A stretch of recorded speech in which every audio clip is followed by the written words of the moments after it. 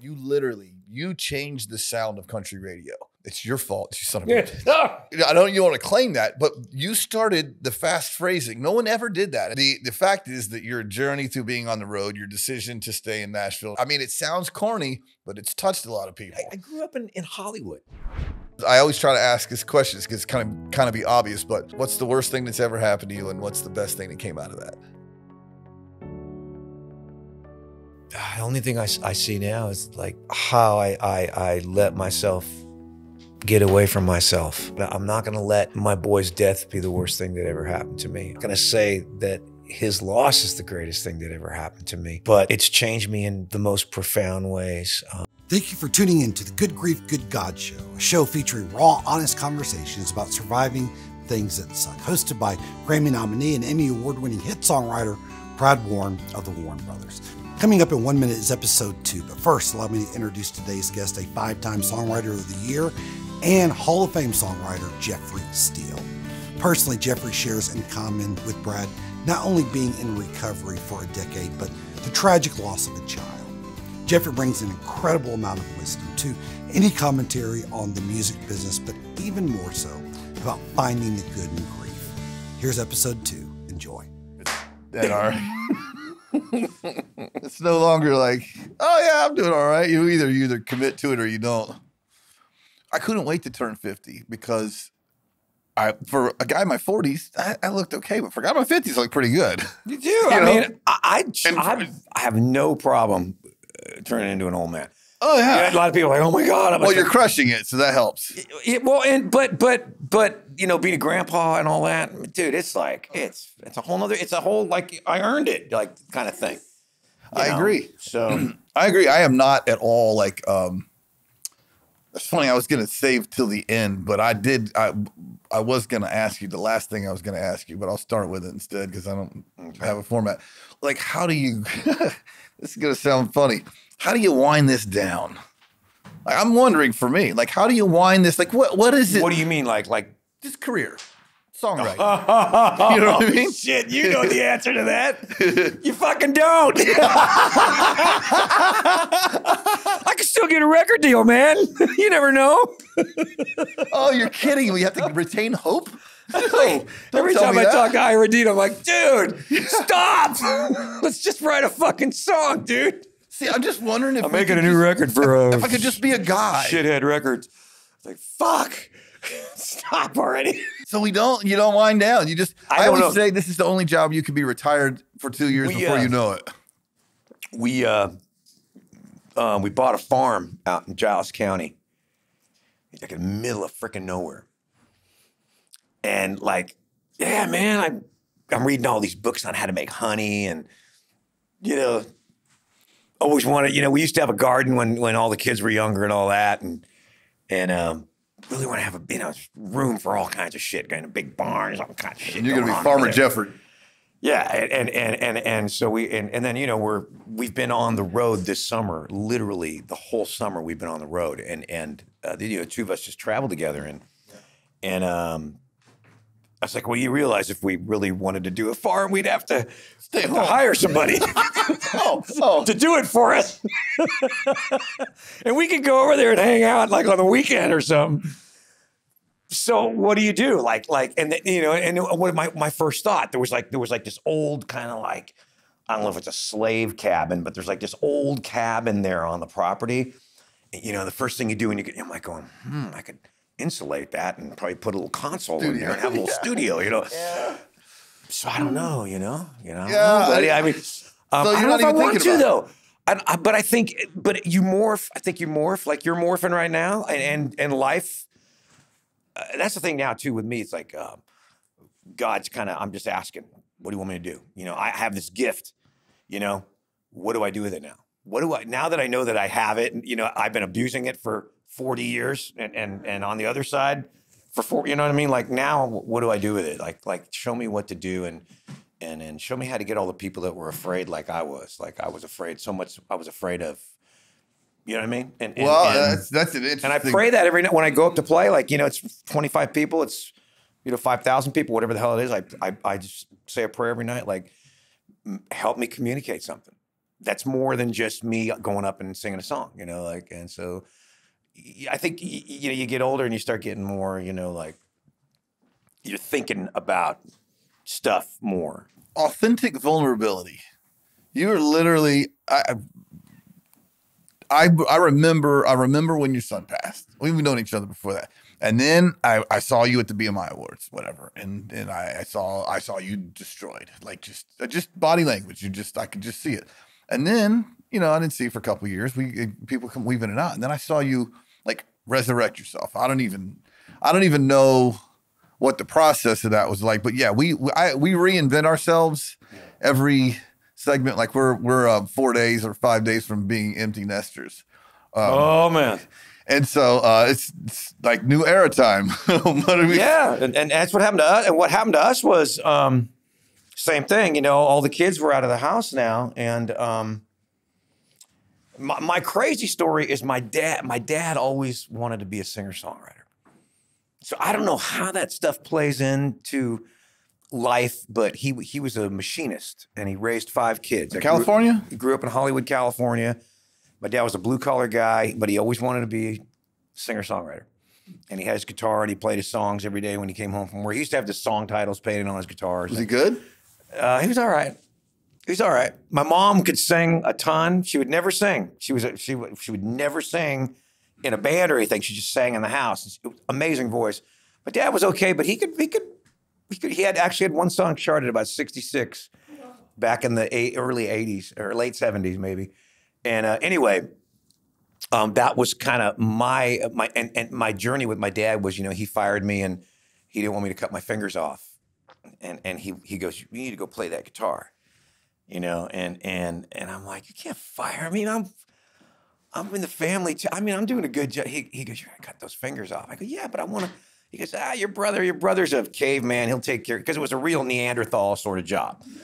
And then I left and I was pissed. I was pissed off at him, and I left. And you know, you join a band and you're out there on the road and you're playing everything. And then 2 years down the road, I'm playing all over America in this little 3-piece band, you know, cover tunes. And he gets sick, and I find out he's sick, and I missed like the last 2 years of his life because I'm out there playing my guitar. So I got even more mad. And as that morphed into his other dream was to buy an RV when he retired and travel the country. You are doing his thing. And I'm literally living his dream right now, me and my wife. And you know, us guys, we were on the road forever. You know, I was on the road with Boy Howdy and a bunch of other things I did for, you know, 15, 20 years. And a lot of regrets, you know, I all those regrets, you know, my son was a young boy during that era. And I missed a lot of great memories because, you know, like everybody wasn't taking their families on the road. Like now everybody just takes everybody with them, and you know the deal. So there, you start out for one thing. Yeah. And so there were a lot of regrets of how I went down that road when I look at that. But then I look again and I go, hey man, this is my road, and I'm made to do something with it now. And now I see that, where I could never see. You know, I could never have known that in 1980 or 1990 or 2000. Yeah. You know? And kids watch more than they listen. There's something about watching you go take something and becomes whatever it is that you're becoming. I interestingly think that you this is not a patronizing comment at all. It's true. My brother and I talk about it all the time, but you changed the sound of country radio. You did. It's your fault, you son of a bitch. It's like there's no bro country. I don't even want to claim that, but you started the fast phrasing. No one ever did that in this format. We moved to town and it wasn't happening, and then you kind of came along. So if you hadn't, by the way, I don't know that in the scheme of things in God's plan how important country radio is. I don't know, but the fact is that your journey through being on the road, your decision to stay in Nashville and become a songwriter, is all this thing. And it sounds corny, but it's touched a lot of people. And your children have all got to see that. And Alex is watching it now from where he is. I don't. A lot of, back then, a lot of rock were thrown at me. And, you know, I tell these infamous stories now of like playing a song. Like back in the day, I wrote this song called Chrome, which Trace Atkins recorded. I played it for back in the day before Trace had heard it. You know, I'm playing it in the bar and people are going, this is the coolest song. And then I'd play it for the guys at the record companies and they would shut it off 10 seconds in. And they go, and nobody likes that kind of song but the people. Yeah, and they would tell me we need our singers singing, not talking. That's what they would say to me, and they'd kind of throw the cassette back at me. And all I know is I'd go into the bar and I'd go into the club, and people were digging it, and I was digging it, and I was just trying to write stuff. You know, I grew up in Hollywood. I wasn't trying to fool anybody. I grew up in Hollywood in a Zeppelin cover band as a teenager on the Sunset Strip. For God's sakes, wearing a kimono and platform shoes. And I discovered country music through my dad. He just kept beating me over the head. And then I ended up in Bakersfield for a while.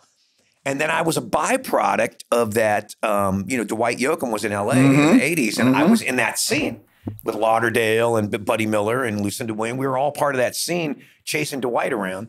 And it was either that or hanging out with Bret Michaels. Yeah. Yeah, you were going to rock to a certain extent. You were going to rock at some point. You and that's another part of it. You brought a lot of that, you know, Bob DiPiero, and there's definitely a different sound to country music after. Well, I think it's a thank you, right? I don't know. I just figured all I knew at the end of the day is somehow I had to do me. Yeah. The best me. Yeah, I was not going to be better than Merle Haggard. Merle Haggard stuff. Bigger than Robert Plant. You know, like I had to be me, the best me, whatever that was. You're better at being Robert Plant than Merle Haggard would have been. And you're better at being Merle Haggard. And you're better at being Merle Haggard than Robert Plant would have been. So you're the only guy I've seen. Well, so I have a quote for everybody that I have on here. That's made me think about your quote. So this quote I found for you says, truly confident people don't need to prove anything. They focus on giving their value instead of announcing it. And I don't know how long we've known each other, but 20 plus years, whatever. I've never heard you talk about how great you are. Never. I haven't said a word because you don't have to. I have never heard you disparage another writer, but I have seen you blow some people off the stage sweetly just with what you do. You don't announce it. It's Michael Delaney calls it he's showing off for God because I'm showing off for God. Honestly, brother, I have gifts and I know I do, and I know I'm blessed, and I love doing it so much. And that's, you know, to your earlier question about where do we roll from here, I still love it so much, and I still get such a kick out of people loving it, and not more than that. Like with my whole story, I was so afraid for a while to go out and play, and I was like, I can't do this anymore. I don't want to talk about this anymore. I don't want people to come to me and say, you know, hey, sorry, you know, or what's the classic, you know, the classic line. I know how you feel. Yeah. Well, no. Sorry for your loss. Oh yeah. Which to me at the time was like, Charlie Brown's teacher. Anything? Could you not say that? Could you not say that? Could you not have to like stick a knife in me and remind me that I lost somebody and that I'm dying every day? Do you have to do that? Can't you just hug me? And I mean, right? But then I realized. I wrote a song about it too with Chris Wallen years later called "Unbroken People," and oh, I heard that. It's great. The things unbroken people say, like, how the hell would they know? You don't know until you know. And I didn't know until I knew, and that's a great story. John Huey, who I'm sure you know, booking agent in town, he lost his son, and he's been Amy Grant's booking agent forever, since the beginning. Forever. And when he lost his son, she knocked on his door, he answered the door, she gave him a hug, and they sat down on his porch, and neither one of them said a word for 2 hours. And he said, man, she knew the perfect thing to say, which is just nothing. Just be there. But you don't know till you know, and my news. It's actually, I get better at it all the time. But we play a lot of corporate gigs. I love it. I love gigging again. It's been so much fun. We're literally making about half our income playing. It's just been fun. We're traveling. But inevitably you meet people that you've never met that don't know anything about you, but that you're a songwriter and you've written a few hits, and they listen to your stories and hits, and afterwards they want to talk to you, and we talk to them, and I love meeting new people and talking to them. And inevitably they will say, do you have kids? And I say, yes. And they say, how many? And I say 3 because I have 3 kids. I don't have 2. I have 3. And if they say, how old are they? I may even give them the how old are they, but what do they do? And I said, well, I have one in heaven, one in college, and one in high school. I'm gonna have to change that because one graduated from college and one from high school. It's a great answer, though. And it's a great answer. And I used to be concerned. I'm only a few years in this, but I used to be concerned about ruining their night because I just ruined their night, and I don't give a shit anymore. If it ruined you, you shouldn't have asked, or it's okay to ask, but it's okay. I can't lie to you and tell you something's not there. And I have this group of guys that I still got to get you to come to that, but dads that have lost kids. Oh, you've told me. 10 or 15 guys. It's just, and just discussing with them, like, what do you say? And we all kind of like agreed, like, yeah, you tell them how many kids you have, not how many are living on this earth. I have 4. Yeah. And you always will. And I don't begrudge the people that don't know what to say. Someone told my you can't. Someone told my middle son, he said, and sweet person didn't mean it. Well, you're the oldest now. I mean, at the funeral. You know what I mean? Wow. It's well, like, you know, and again, unbroken people. And then you find out, that a lot of those people are broken. Yeah. And they do have their own story. And that's what I figured out. So what I was, you know, the whole thing about You're Afraid, like especially a song like What Hurts the Most, you know, I'm singing that every night. And I'm not singing that song anymore. It kills me to sing it now. And for one thing, but then I started setting it up different. I started talking about Alex, and I started talking about, you know, because invariably there's somebody sitting out there who's gone through something. And that's what, and when I pray about it, I'm like, I want somebody to find me that either knows something about you that I don't know yet or is afraid of you. So I can help them or they can help me. Somebody's helping somebody in this exchange. There's going to be a positive exchange that comes out of this darkness, you know. So I will I'll set the song up as this thing and talk about my son, and then invariably at the end of every show, somebody will come up just, you know, completely glassy-eyed and, you know, tears coming down and, oh my God, you know, we just lost our boy, we just lost our daughter. I just lost my, you know, whatever. And we'll sit there and we'll talk and we'll hug and we'll bond. And that, God's telling me that's what the show is now. That's what your gig is now. It's bigger. And here's the thing too. I found that, and this is a big one because we're no more special than anybody else. People have lost. I mean, you think of people in other countries right now that are just trying to stay alive, that are, you know, the situation is so dire. And people are suffering everywhere, and we're suffering.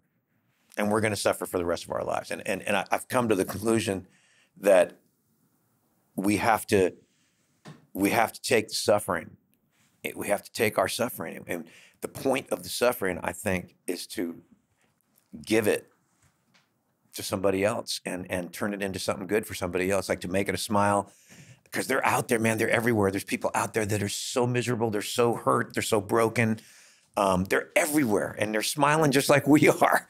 And we don't know their stories. And I found in the last 15 years now, it took a while to get me there. But, you know, every night I get up there, my radar's on. I'm hoping I hit somebody with an arrow, you know. See, I haven't gotten to the point where I can say it on the mic. Afterwards, I get people, and I've done a few podcasts and things that people have heard about Sage and talk about the story. I have a group of guys that we meet but for some reason the corporate gig, I haven't brought it into the Pinnacle Bank staff is there, and I want to. Actually, I just don't know if it'll find its way. It'll find its way. It's 2 years versus 15. Yeah, I mean, tell me. Just because I want to know, like, what's different between right now than it was 14 years ago. Yeah, my life has completely changed. Alex would be getting ready to go on 30. It's amazing. And, you know, I see all of his friends growing up with kids, and it's, you know, I don't know how to tell you. Yeah.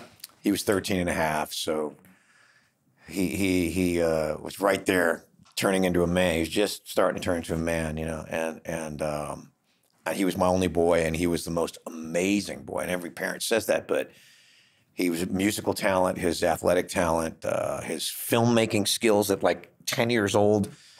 he had these really crazy skill sets, and so you just I keep thinking about all that stuff. I've got all these little things, I hope I'm probably spinning off the question. The question already, but no, the difference between 15 years. Okay, all of it's pertains. Okay, so this place, so like recently, well, it's probably 6 years ago now, but we were going to move out of our house. We've been living in the same house since we moved here. We just have a little house in a subdivision. We never moved out. We have the same house we've always had. We still can't believe how big our yard is because we came from California with a postage stamp backyard. So we're still mesmerized by that. So, but at some point we were like, God, it's getting so crowded down here. Maybe we should move up closer to town. So we were looking at a house, and we almost bought it. And then we decided that we just stay because we wanted to get away from the memories.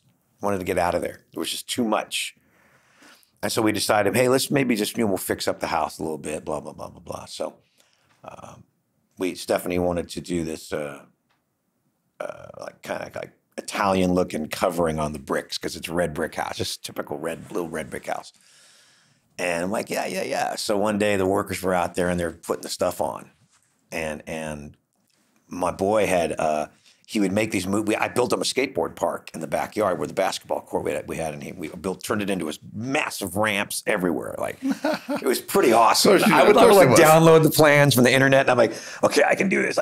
So vicarious. One time I drilled myself in the arm. And he had built it? And I built it, and he had to pull the drill out of me, and oh my God. And we would stay out there till 3 a.m. We had these light things put in because he would just love to skate. And we painted like a bullseye on this one half pipe.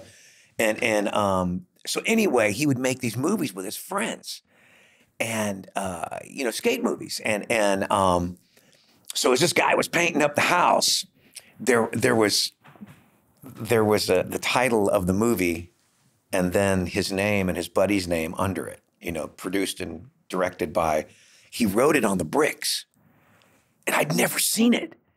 And how like God, don't paint God that. gives you those little gifts of like, that little thing. It was like, oh my God. And the guy I swear, he's this close to rubbing it over with the stuff. I go, hey, leave those alone. Leave those 3 bricks. So we got this whole gold-colored house now. 3 red bricks. There's 3 little bricks, and it says,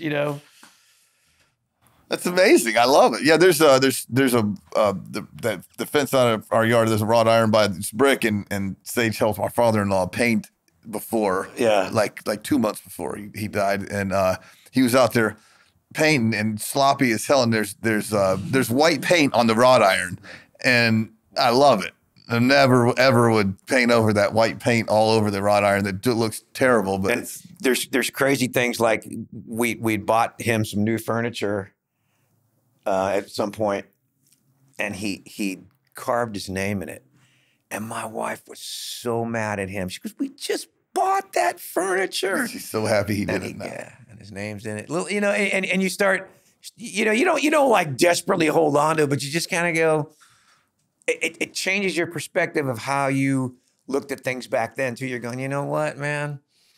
All that stuff, you can't sweat stuff like that, But I think I found like up until now, like getting into the 15th year, it's an honor thing I carry now. I want to do good for him. Mm-hmm. I want to do good for my family. I want to be the best guy that I can be. And we started this amazing charity. We've had going since he's passed. It's our 15th year this year. And that's morphed into this amazing deal, man. It's like, we're building skate parks with Tony Hawk in cities that might not get skate parks for kids that don't play baseball and football, the kids that don't have anywhere to go. We do a scholarship program where these kids, especially kids that are at risk, they get a skate deck and they get to go skate free in a skate park. But if they don't keep their grades up, they get skateboard taken away. And if they get through the program, they have to mentor the next kids that are coming in. So there's a little bit of growing up that happens. And there's like guys that have come in really bad shape. Like one guy just joined the police department. He was like just a street thug, and now he's a cop. And so there's stories like that. And so you start seeing results. And I got to tell you, if and you just set me up. You know me, I'll just keep talking all night long. No, but that's what I want. You start like I got sober. Yeah. I can't speak to that enough. After Alex, 2009, so 2 years later, and I got sober. How was that first 2 years? It was pretty miserable. Yeah. I was a pretty good drinker. I was pretty good, professional. Nobody would know it. I would never drink in a bar, but only on stage. But I drink the whole bottle. You know, I was really good, and after he died, I really got good, and I just had literally the come to Jesus thing, and my whole life was just caving in. It was caving in. It was at the, it was a pinnacle. I was like the songwriter of the year for the 5th time, and I'm sitting at a table with Carrie Underwood and Jessica Simpson, and you know what I mean, and all these hot looking chicks are all at my table. The 5th time I won, you know, and my boy was dead. That's where I saw you. It was the BMI Awards. Yeah. And that was, and it's like, what am I doing? What is this? You know, so as that evolved in 2010, I was a year sober. This is my classic story. I was a year sober and I was going to get my chip. My home group was down in Florida. I didn't want anybody to know that I was drinking. Really anonymous. Like nobody knew. Yeah. I went to Florida where, there was one guy surprised when I got sober. Yeah. My dealer. Your dealer. I swear. Really? Are you sure? So I was getting my chip. It's a big deal. Getting my 1-year chip was impossible. It was impossible for me. And I was in my Jeep going to the meeting in Florida, rush hour, right around 4:45. It was at a 5 o'clock meeting. And I pulled off the side of the road. I just had this thing come over me. And I was like, fuck this. Fuck this. It was 2010, if you remember the flood. Our house got just 5 feet of water. My boy was gone. Had a stalker after me, trying to extort me. Just true. So, I mean, and it was a product of my shitty living, and it was all just, dude, boom, boom, boom, boom, right? Just coming like an avalanche on top of me. And so I pull off on the side of the road going to get my 1-year chip. And I'm like, fuck this.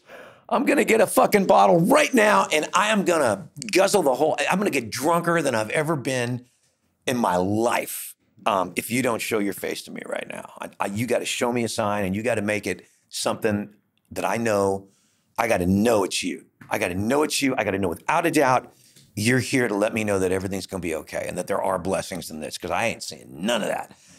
And and then I completely forgot what I was screaming about. And I'm sitting there smoking a little cigar, sitting there, holding my steering wheel in the car, in my Jeep, and all of a sudden there's a knock on my window, just like that. I mean, poof. And of course, as we do, I'd completely forgotten what I was screaming about. I just was in this weird zone, like, okay, I got to go to my meeting, and I'm just trying to gather myself, and there's a knock on my window, and there's this young kid, and I said, make it as obvious as you can. And I'm really into cycling, mountain biking and road biking. I've been doing it all my life. I broke my 2 front teeth on a bicycle in a BMX race. All my life, I've been making bikes, working on bikes, pedaling bikes, building them for friends on the road, like customize, build wheels. That's how geeky I am with it, right? I know everything about it, all the technology. And so that's why I said, you make it as obvious as you can make it. And so I look at this kid. He's like a kid. He looks like he can't be more than 16 years old. And he's on this bike.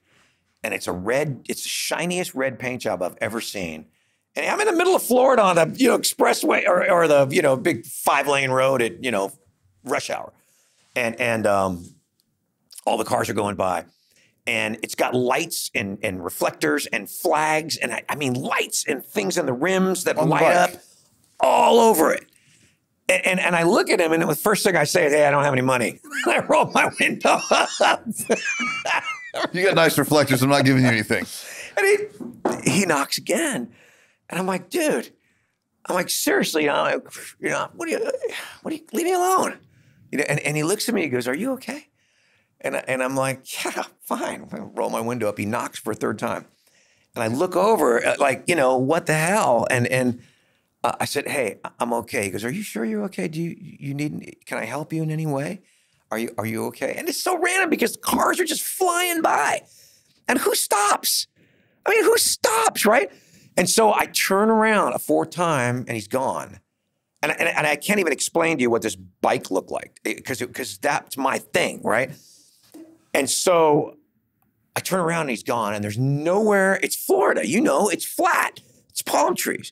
There's nowhere this guy can go in my sight line where I can't turn 360 and see him going off in some direction and still see him going into the distance because it's— And see the craziest bike you've ever seen in your life. There's just no way. Yeah. And he's poof gone. And then all of a sudden I got this chill over me. That's exactly what I just was screaming about. That's what you were screaming about.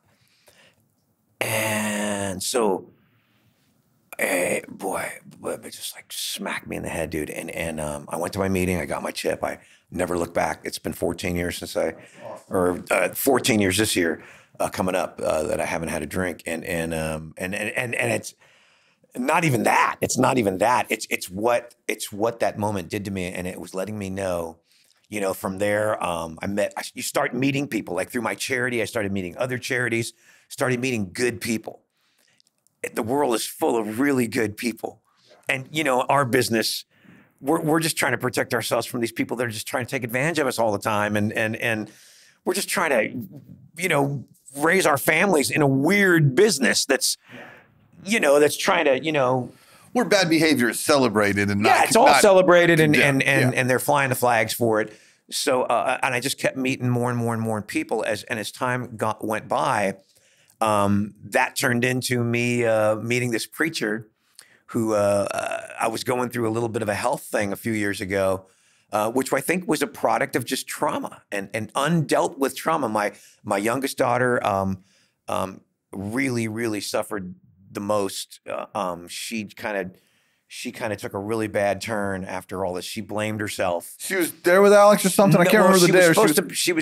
They were gonna be sleeping at the same person's house that night, and she ended up. And he was on an ATV at a friend's house, and they were gonna go to this one guy's house. They're gonna sleep over, the both of them, and then she ended up going somewhere else, and then he ended up going somewhere else. And then he wanted to come sleep at the house. I said, well, yeah, come back and sleep at our house. That's fine by me. I'll come and get you. And then he ended up, well, I'm just going to stay here tonight and I'll be back. He had a basketball game. I was a coach and all that. We had a game the next day. And it was that. It was just another day. And so she I think she really felt a lot of weight from not being with him that night and them splitting up. And then the next day it happened. But so anyway, I was so busy with my newfound sobriety, chasing her down a rabbit hole, trying to save her and keep her alive because I didn't want it to happen again. Yeah.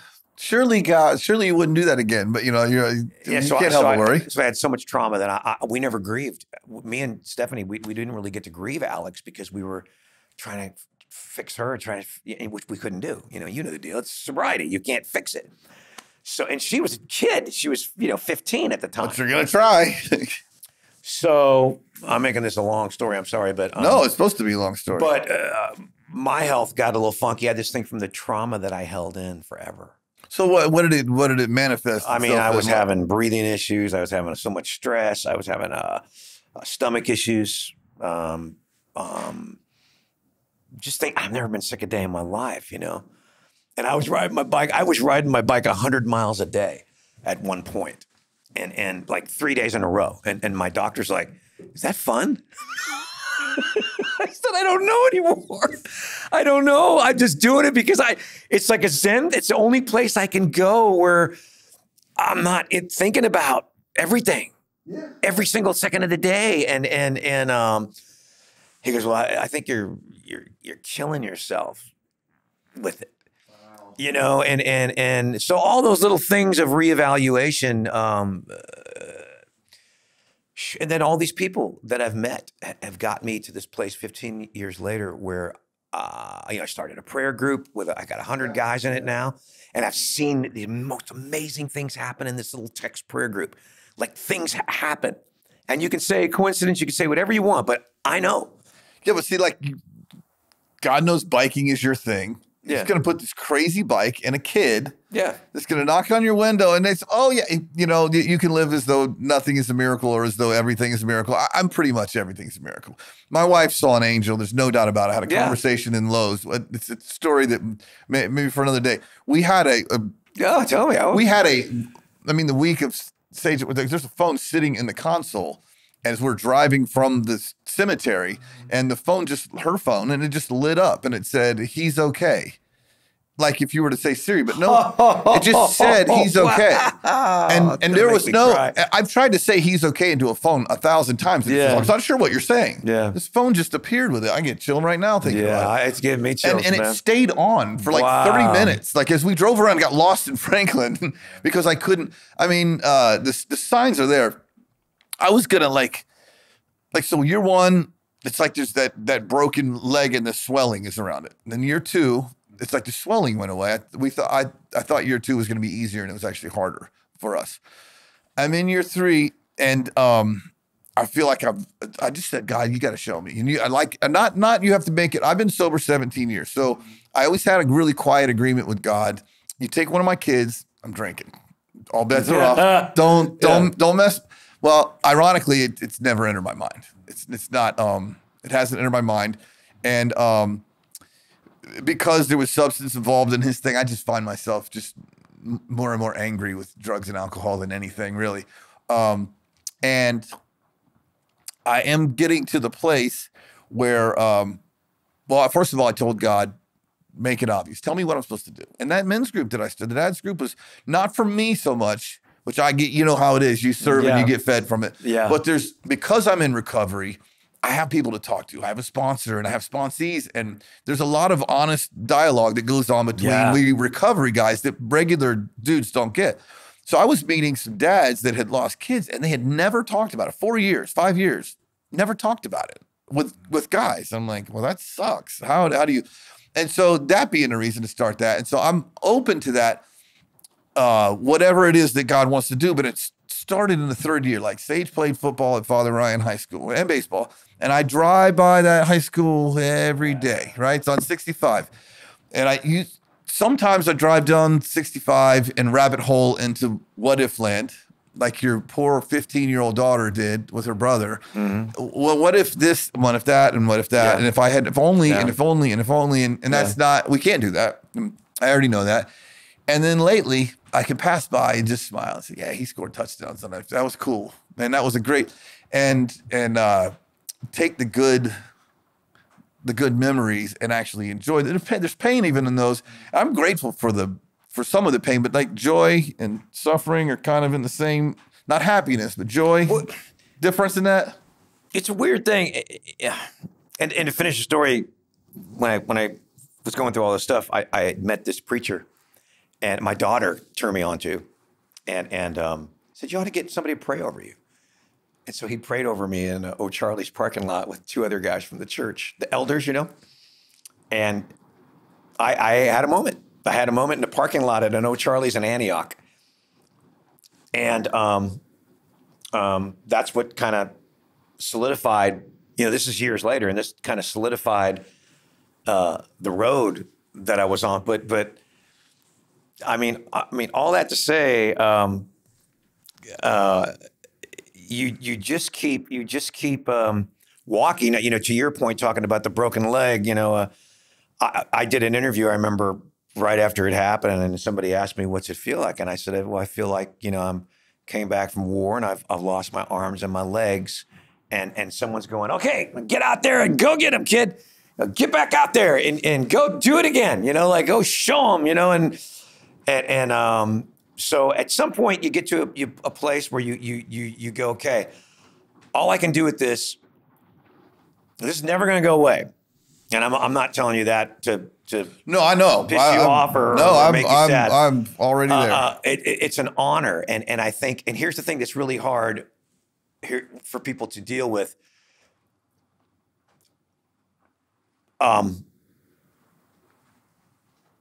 In this sort of life that we live, and I call it the humanness of the life that we live. We're all doing it. We're all in it, and it's not righteousness, but it's like when you start to realize that the whole idea of being down here is to try to get above the humanness and walk on a higher plane, and that's what makes us do good and make good choices, and that's why we pray. We don't pray for miracles and stuff. We expect that to happen. We know. I believe miracles are going to happen. I mean, we pray to stay in like a constant state of elevation. It's like writing songs every day. You pray every day to stay in that zone, and that, and you know what I mean. And I think that, your son, my son, Casey's son, and I got a little bit story on that. I mean, it's all good, man. What we're doing down here is just bullshit. Yeah. It's all such bullshit. And another car, another house, another bathroom. Yeah. I mean, what the fuck? We're not human beings having a spiritual experience. We're spiritual beings having a human experience. That's exactly what it is. And I always tell people, and they look at me like, what the? He's off the deep end now. But I'm really big into astronomy. I love looking at the planets and the stars, and I'm just universe. Love it all. Like you're like the coolest nerd ever. I'm the coolest nerd ever. But I got this huge telescope in my backyard. I used to make the kids, like on Halloween, when they come to the house, I used to make them look through the telescope like at Saturn. Yeah. And then the parents would go, oh, that's not really Saturn. He's got a little picture in there. I go, dude, it's fucking Saturn. Come on, man. Don't fucking ruin your kid's childhood. And I would make them look, or they couldn't have candy, that kind of thing. Like, if you look, I'll give you the candy. I'll give you the Snickers after you. I want you to know that there's shit up there. Yeah. And so it sounds nutty, and it sounds like he lost his kid, he lost his mind, right? But we're in like this tremendous gravity. We've got these planets that are spinning around, and if Jupiter came out of its orbit, the Earth would fly out. You know what I mean? All that. If there was a way for anything to go wrong with the gravity pull, it would be over. We wouldn't have to worry about climate change and stuff like that. Yeah. I'm not that worried about it, but. Well, I'm just saying. I'm from Florida. My point is, and I'm going off the rails here, but my point is that we are obviously, these are not our bodies. They're rentals. We're not taking these with us. They're going to turn into ash, go back into the ground, right? They're not our bodies. We are just in them. Our souls are in them. And the gravity, I don't know anything more than you do about all the science and all the stuff. I know a lot of stuff, but I just know that we're being held down. We can't jump more than 18 inches off the ground. We are being completely squished down in this gravity, and we don't exit the gravity until we leave our bodies. Do you know what I mean? Like, and it's going off the rails here. Have you heard of Mary C. Neal, the author? Okay, the 7 Lessons from Heaven. 7 Lessons from Heaven, I'm reading it multiple times. Yeah. That is everything my heart's ever told me is true about whatever. But the idea that, we're spirit. I mean, of course we are. Yeah. The human spirit is way too strong for just one lifetime, one body. Yeah, and I just don't think we could have crawled out of the water and evolved into this. I think, if you look at us, we're designed like other creatures on the planet, but we have these amazing, we have brains that are as expansive as the universe is, that we don't even know anything about, really. We don't even really know anything about our brains. And that's going into a whole other conversation. But I just think that the soul is held down by this gravity, and we're forced to live in this humanness. And there is no good ending in the humanness. Death. We know that for sure. You're going to make a mistake. You're going to screw up. If you just try to live without anything above you that's better than you, that's bigger than you, that guides you to live a better life, you're going to be chasing the material things, and God forbid you have a tragedy that happens in your life that makes you have to reevaluate that. But unfortunately, we've got to a place where that's where we are now. People just are stuck in that, and it's hard for them. Not everybody, obviously, but it's hard to rise above and try to see that there is something bigger up there that we have to aspire to. And that's kind of how I look at it now. I have to try to keep, not for me even, like I want to show people that there is there is elevation. There is something greater. There is something greater. Well, when you start something off with absolute death as a guaranteed end to it, I have to take a different. I would give anything to go back and live my whole adult life with the perspective I have after losing my son. Gosh, right? You know, Yeah. because like my wife's grandfather died after Sage at 97 years old. It's 97. At this moment, you and I sitting right here, he and Sage are exactly the same amount not here. It's just time. It's time. That's why I don't worry. I don't think there's time. And by the way, there's a lot of evidence that the people that have near-death experiences, there's just not time in there. So if I can quit worrying about time and worry about myself that I miss him, and I do miss him every day, and that's honoring thing, but it has changed how, if you took a long shot of my day, it might look close to the same, but right up close, completely different life, perspective, attitude, approach to things. Lack of fear. Doing what we're doing now, I'm not hosting a podcast on grief in any world other than this one right here. You know what I mean? I'm not being serious for more than 5 minutes in any world. Yeah. I've hated flying. I mean, I've flown all over the world, terrified to fly. My wife and I are cracking up the other day. We're like, we'll be bouncing all over the sky going, all right, whatever, man. Cool. Is that the door? Yeah. Is that the door to heaven? Because we'll walk through it right now. Yeah, a lot of those. And there's a fears are gone. freedom. There's just a freedom in that, knowing that there is no, I say this all the time, there is no perfect day here for me. Yeah. Like you said, Yeah. BMI Awards, Songwriter of the Year, 5th time, full of rock star women around you, and there's a huge hole in it. And that is a freedom because I don't try to create the perfect day anymore. And I don't try to pretend like the perfect day is the perfect day. My 2 sons could be the opposing quarterbacks in the Super Bowl and tie. And it still wouldn't be the perfect day for me because there's a 3rd one that's not here. And we're all chasing that bullshit of the perfect day, and it doesn't exist. Now that I know it doesn't exist, I can sit here in the moment at this table with you for the first time ever, kind of like Jerry Seinfeld's last stand-up. He said, everybody's in a hurry to get somewhere. Like I'm sitting at the Jerry Seinfeld concert going, if we leave early, we can get out of the parking lot so we can get out of here in time. Exactly. Like, I'm never where I am until now. My whole life, I have never been present, never been where my feet were, and that is a miracle. And the bottom line is we're all born to leave. We're all leaving. You know, we've all bought into all these other theories and stuff about what's going on in the world right now. We're all leaving. You know, we're leaving, and people don't think about that because they don't go through the ultimate, you know, torture and hurt of, you know, losing someone that's very close to you that you love. They don't go through that, so you don't get that perspective. And I think when you get that perspective, it's not like this. It's not like, and that's the thing too. Like your first initial reaction is like, God's not looking out for me. It's like you've been given a gift. I know it sounds really, really weird, but you have been picked. Trust. Like he trusts me now. And I'll say this. I need you, man. I need you to help me. And I don't know if you see this, but there were things that happened in our lives, my wife and I, that led up to this point that got us prepared for this. I'm like, oh, that was training camp. I didn't realize that was training camp, but that was training camp. Tell me about your Casey story. Well, this is so crazy. Casey Beathard. Yeah, Casey Beathard, songwriting legend. And he's a legend, and I just love him, and I always have, and you know, all of us guys, we all hang out, and we've all written together over the years, and some more than others, and you know, you find your peeps and your groups, and you know, you're all competing, but you're all, you know, you get the cut, and I'm like, dude, you know, I get the cut, like, dude, but within that, we're all competing and all that. But anyhow, all that aside. So now when my boy crashes,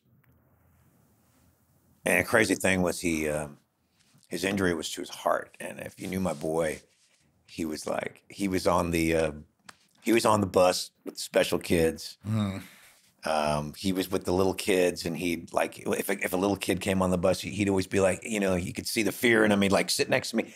Everybody and all of his friends and all the kids in school were like, he's like had the biggest heart of anybody I've ever known, that I've ever met. And he had like this other, you know, levels that for a kid his age and all that.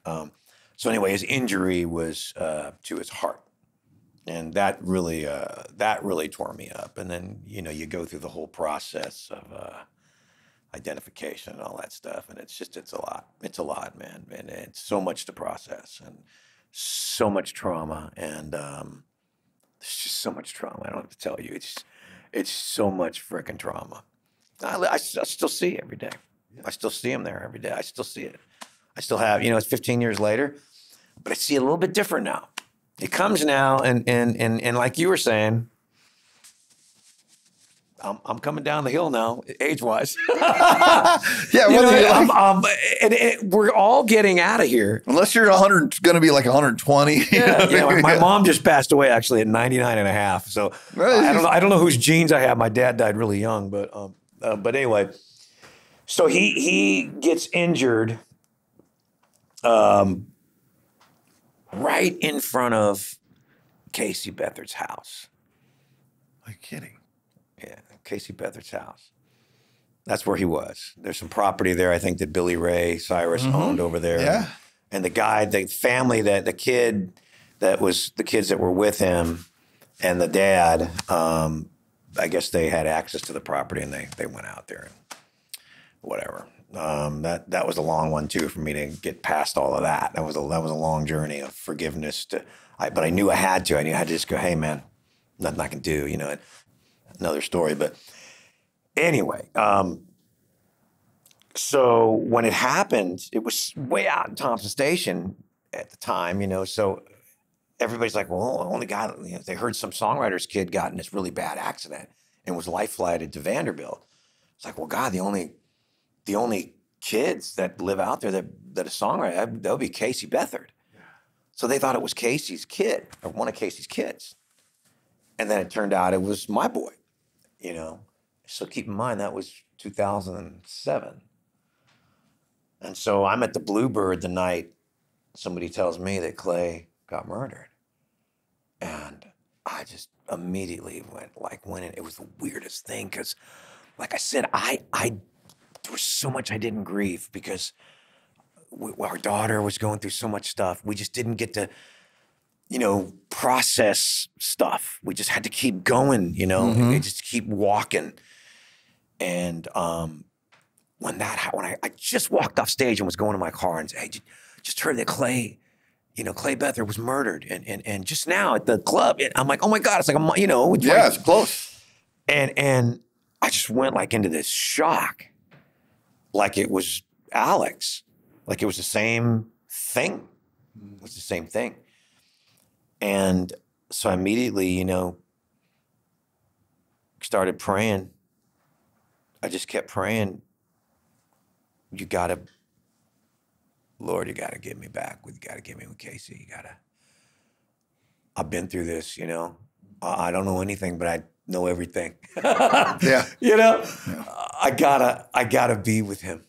Lord, what do I gotta do? What do I gotta do? And I just prayed and I meditated and I waited and I waited and I waited and I waited. And I swear I got this answer back. And it said, my answer was walk back, you know? And I'm like, whoa, walk back, you know?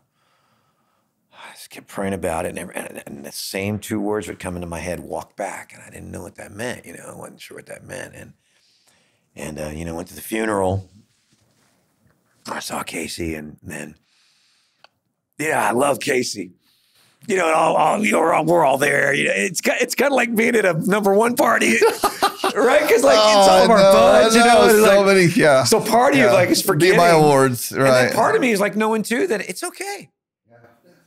He's okay. He's making it good for us, you know, so we can get our shit together so we can get up there. Yeah. You know, we still got a long way to go. We don't think we do, but we got a long way to go. Like Casey says, I have one kid that I'm sure that's okay. Yeah, that's exactly. it. I have 3 or more. Yeah. And I said, how you doing, buddy? And he said, man, when I saw you, Steele, he goes, Steele, when I saw you smiling, when you came in smiling with that smile, man, I knew I was gonna be okay. And I was like, wow, that's huge. You know, and it was the funeral and all that. And I kept hearing walk back, right? So it's this crazy story. It's crazy story, buddy. So Stormy Warren, you know Stormy. We've all known him for years. He's been my buddy forever. And so I'll always send Stormy my songs. You know, like, hey, what do you think of this song? And he always loves getting them. And so I sent him this song. It's like 7 minutes long. And I was like, this thing I was doing it. And he texted me back, oh my God, Steele, this is the best freaking song you've ever written. And I'm like, come on, dude, it was 7 minutes long. It's just all verses, you know? Like he goes, I'm telling you, this is amazing. You know, and I'm like, thanks, buddy. And he's like, you got to get this to Eric Church. And I'm like, come on, you know, Eric. If anyone will do a 7-minute song, it's probably Eric Church. So but he's not gonna. He really doesn't cut other people's stuff. And you know, and that's all that shit. And I haven't talked to Eric in 10 years, man. I don't even know if I have a new number on him. Blah, blah, blah. Stormy sends him the song without me knowing about it. And the next day I get, you know, maybe Eric Church. I'm like, shit, you know. Pull the dust off of that. I'm like, Eric? And he's like, Steele. And he's like, man, Stormy Warren just sent me this song. I'm like, oh shit, he sent him this song. I can't believe it. And he's like, dude, I'm writing songs for my album right now. You got to come up here and write some songs with me. I said, dude, I'd be honored. Are you kidding me? And yeah, I do. What do I need to do? He goes, jump on the bus at the Walmart in Antioch or Mount Juliet. Mount Juliet. And I'm like, okay, midnight. It's a crew bus. Just jump on it. Come on up to North Carolina. Blah, blah, blah. We'll write some songs. So I told Steph, she goes, oh man, you got to go. You got to go. It'll be great. You know, go do it. Do it. It'll be good for you. You know, go do it. And so like, all right. So I Sunday night, I'm driving up to get an Uber and I'm going up to Mount Juliet to get on the bus, the crew bus, to go to North Carolina to write a song with Eric Church. And it's Super Bowl Sunday.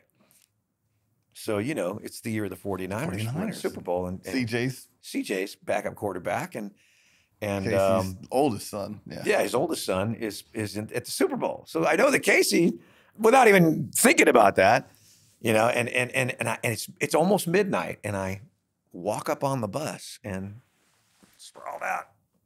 It's Casey with that big smile on his face. He's just sprawled out, you know, and I'm like, "Wasn't the Super Bowl tonight?" And he goes, "Yeah, I just flew in to ride up." And I just looked up. I was like, "Thank you, Lord." Like, what are the chances that on Super Bowl? I mean, if just hooking up anyway, but on Super Bowl Sunday at midnight, a guy whose son was at the Super Bowl and playing. Yeah, he should be still there in it was Miami, I think, where it was, and he should still be there. But he was in Mount Juliet on the bus with me right after the game. It was literally a couple hours, right after the game, and so I know that was real. I know that was an answered prayer. And so check this out. So all those years, you know, not years, but all that time I was praying, Walk Back kept hitting me. And here I was with Casey on the bus, and you know, we're talking and laughing and crying and all that. And he starts talking to me. And you know what Walk Back was? This is so crazy. Walk Back was Casey fresh on his mind. This has just happened, right? He was healing me. Mm-hmm. 15 years later, he was taking me through a process.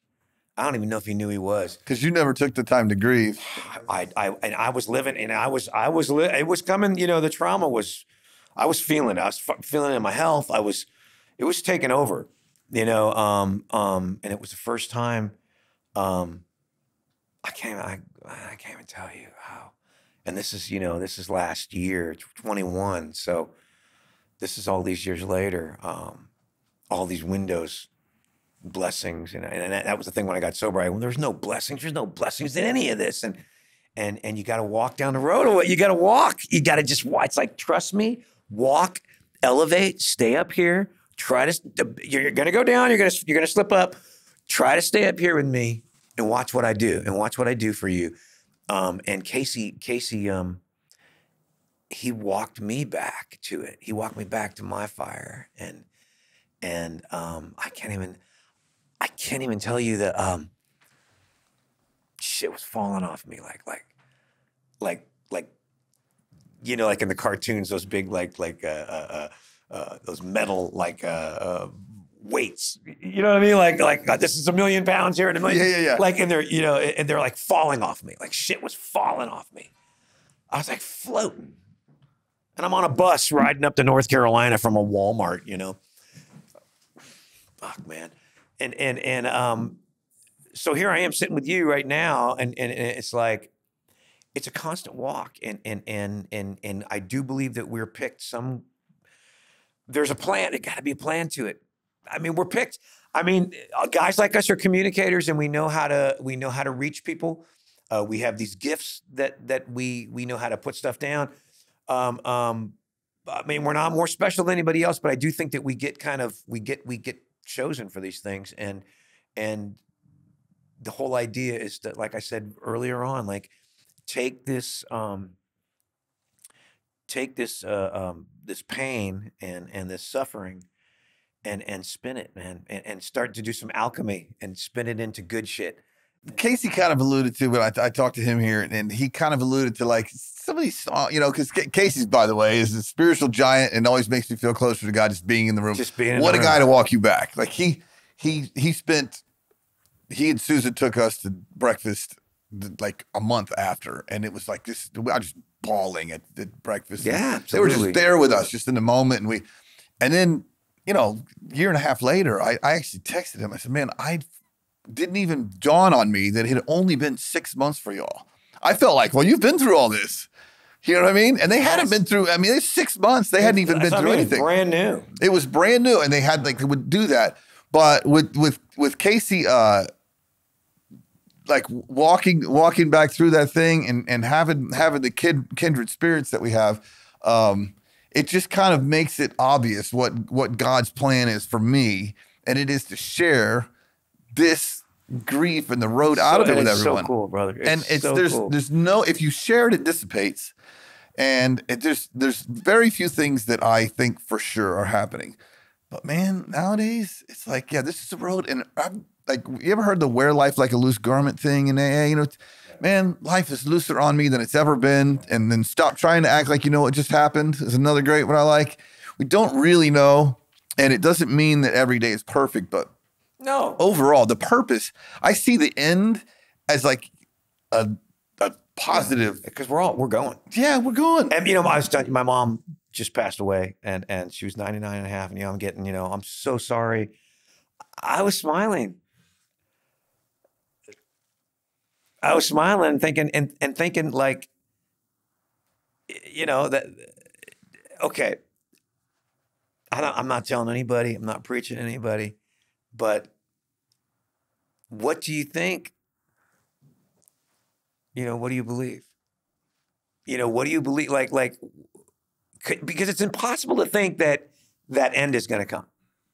It's impossible to think it's going to come for most people. You know, it's like you're just going through the damn day, every damn day, and you're just trying to get through your damn day. You know, you're just trying to get through a damn day. And it's usually a tragedy that snaps you into like going, oh my God, there's more here than just a damn day. You know what I mean? So Yeah. So I think that's the whole thing to this is like you're trying to get there, and you're trying to stay elevated, and you know that you're all going to end up back together, because if you don't, we're all going to die, right? So like, if you don't believe that there's some kind of thing for this soul to go, whatever you want to call it, if you're not going to believe, then why would we try at all and not just rob banks and but when you're kind of seeing it right now, you're seeing like, you know, trying to push faith out of the picture a little bit, and we're seeing what happens when it's out of the picture. Everybody is scared shitless. I just don't want to die. I'm willing that you can lock me in my house for a year. Yeah, I just don't want to die. Yeah. I just want to live, and I just want to, I don't care if you take all my freedom away. I just want to live. So lock me up until this you is and I all are over. at the airport licking the hand dryer. You know what I mean? I like literally, I dare you. It's amazing, but you're right. We'll get so Yeah, and we get so caught up in it, but it's like, you know what? You are gonna go. You are gonna die. So you gotta think like. I'm not, again, I'm not trying to convert you, but I'm just trying to say, hey, I'm feeling sorry for you if you're not converted. Thought, it's worth a good thought to say, what am I doing? What am I doing here?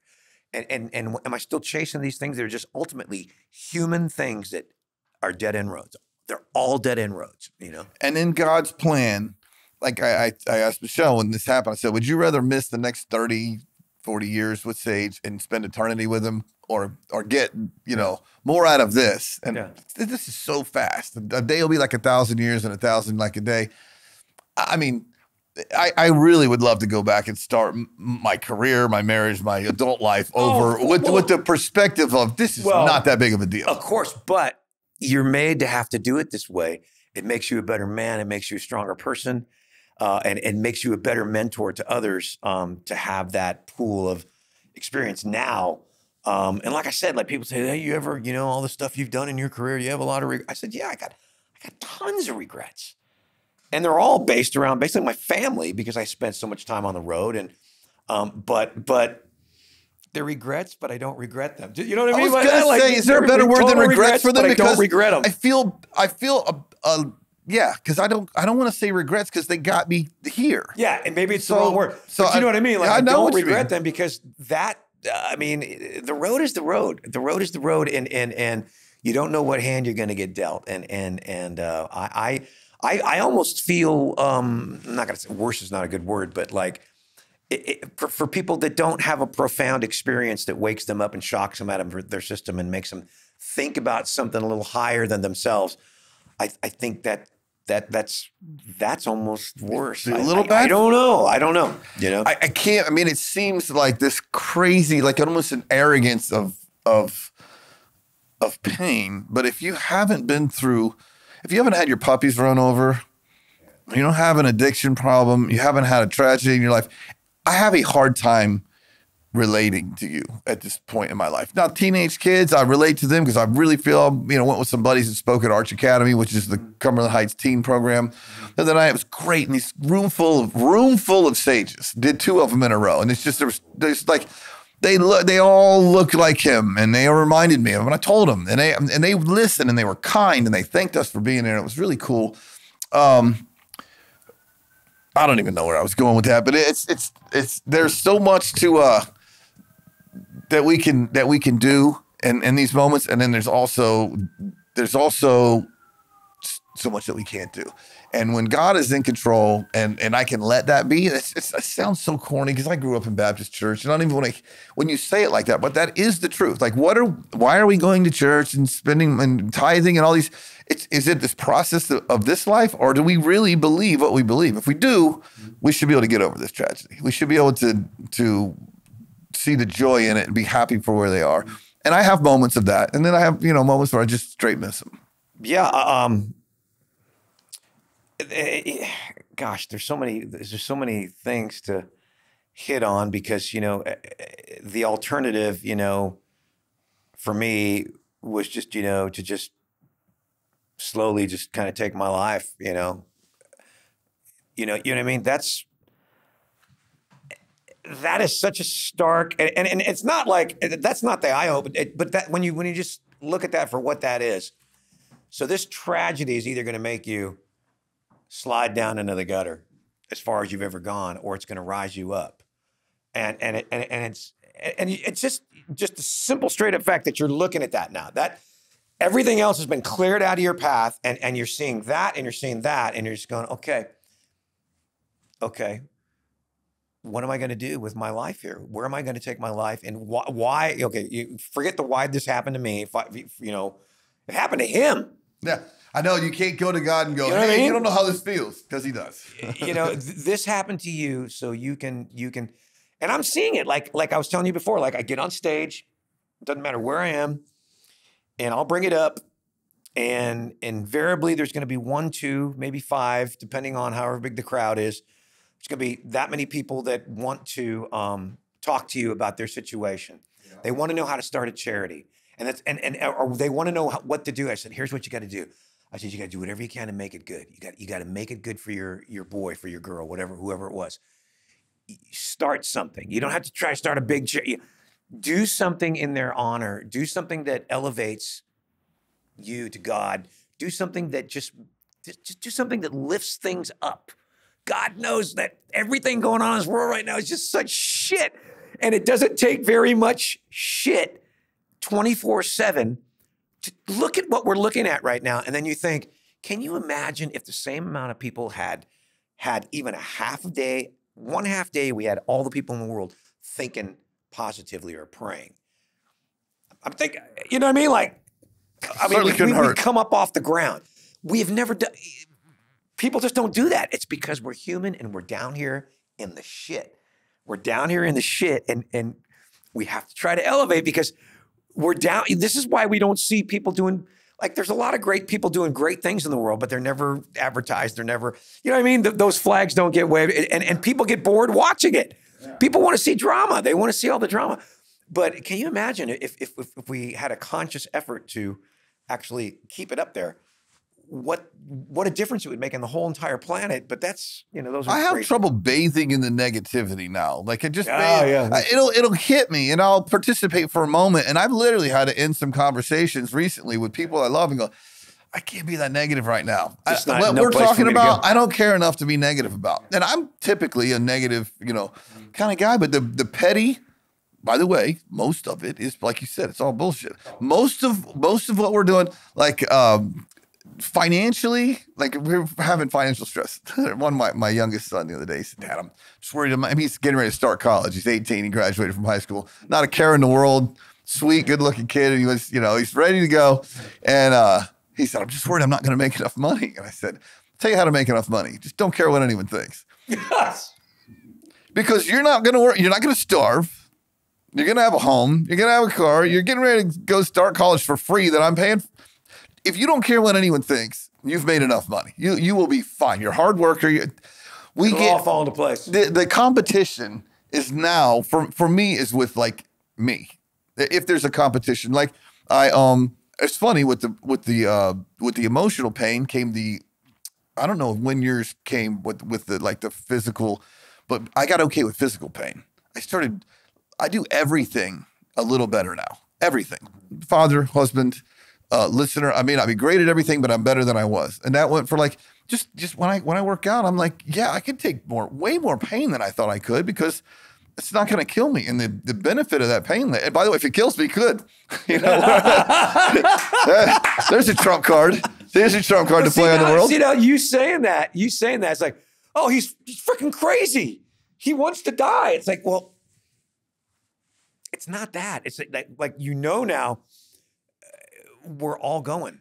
We're born to go. Whatever the deal is, we came through to go out. And your realization of that is shocking to most people because it's like, why would you not want to survive? I have a small AA group full of healthy men that are really trying, and they were, you know, talking about health things, and I'm like, yeah, I don't care. And then like, why are you trying to live forever? You with the working out? I go, no, not at all. That's how I am. I'm hoping I die of a heart attack in the gym. I'm good to go. People are like, God, I can't believe like you ride that bike every single day. I go, yeah, every single day. Like, what are you? You're like, well, you look like you're in pretty good shape. I said, yeah, I went through some shit, but I feel pretty good, and I feel probably better in my life right now than I have in a long time. It's not like not to live forever though. Well, yeah, and it's not the workout. It's like it's a zen. It's a place not to think about the crap of the daily world. Focus in on some great memories. Focus in on things I want to do, things I want to be, things I want to try to reach for. Still, you know, I think the best years of a man's life are his 50 to 70 to 80s. I mean, those are the strongest years and the best. What's the word? Like you know, the formation of who you are on this earth. This is your best time now to really show your best. You've got all this wealth of knowledge behind you now, you know, or you're still running down the road doing the stupid shit. You've earned whatever you're getting now. Yeah. If you're an unhealthy, broke piece of shit, you gotta earn that. I think I was on my way to it. I think true greatness in men comes later, way later in life. And that's why you go through this shit, and it's not on purpose. You know, you got a lot of talent, and you got a great voice. And when I say great voice, you sing good, but I mean your communication ability and all that with what you do and with your gifts, and you get chosen. I believe we get chosen, and we get a choice whether we want to try to make something great out of it or go, oh, I'm not going to do it. I'm just going to be sad and that's the point I was going to make earlier that I missed, that I lost my place on. Casey was talking about some of the songs that he had written. He's like, God, why did I write these stupid drinking songs? It didn't mean anything, whatever. And he's come to the realization that those songs that, by the way, make people happy and it's fun. And it's all I write about, whatever. It's all good. I'm an expert, by the way, on drinking. I'm not going to quit writing about it. But he came to the realization that the songs were a platform. The songs were the platform to be the guy that says, oh, so by the way, we're nothing special, but we do something that gives us a platform. And I realized that whatever this has been has given me a platform to do something that I need to do now to survive. And it's funny, the 3 S's in a man's life, whatever, survival, success, and significance. We're in the significance portion. And if it doesn't matter, it just doesn't matter now. I just can't, like, I couldn't do anything just for the money now. It would, I mean, what I'm finding out now too, this is kind of it's a little bit of a sidebar, but it's in the scope of where we are here today. But so, you know, big cycler, blah, blah, blah. I'm cycling one day in Brentwood, you know, where the REI is in Brentwood. And I don't really have to go to the REI, but I decide that I'm going to stop by there and pick up some, you know, protein bars or something to finish my ride out before I get home. It's like a 45-mile ride or something, and I'm almost done. I got 10 miles to go. So I don't really need to go there, but I said, I'm just going to drive by. So I ride my bike over there and I get off, and there's this guy, and he's on this contraption of a bike. It looks like it weighs about 250 pounds, and it's got a trailer on it, and it's got this big yellow handmade sign that says, give somebody a smile today. And he's completely disheveled, and he's got this huge Rip Van Winkle beard, and he's like just disheveled, and you could tell he's sweaty, and I see him as I ride up. I'm getting off my bike. I'm in my spandex, you know, looking sharp, you know, looking clean and tight, you know, and I snap off my helmet. And I see this guy sitting there. I go, "What's up, bro?" And he's like, "Hey, man." I said, "Where are you riding in from?" And I'm looking at his bike, going, "Wow, this guy's a trip. And what's his freaking story?" He goes, "Oh, Chattanooga," and I'm like, "What?" He goes, "Yeah, I just got in from Chattanooga." Oh, I said, "On that?" He goes, "Yeah." I'm like, "No fucking way." He's like, he's like, "Yeah, dude." He goes, I'm riding cross country. I said, now I'm just intrigued, right? I'm like, I go, what's up here? He goes, well, man, my air mattress is messed up. It went flat on me, and I don't have my Venmo. And I'm like, okay. So, you know, so I said, what do you need? I'm like, he goes, man, dude, I swear I'm not like, he goes, I just need a mattress and a mattress pad thing and a couple of little things. And I said, I'll get it for you. He's like, are you serious? I was like, yeah, man.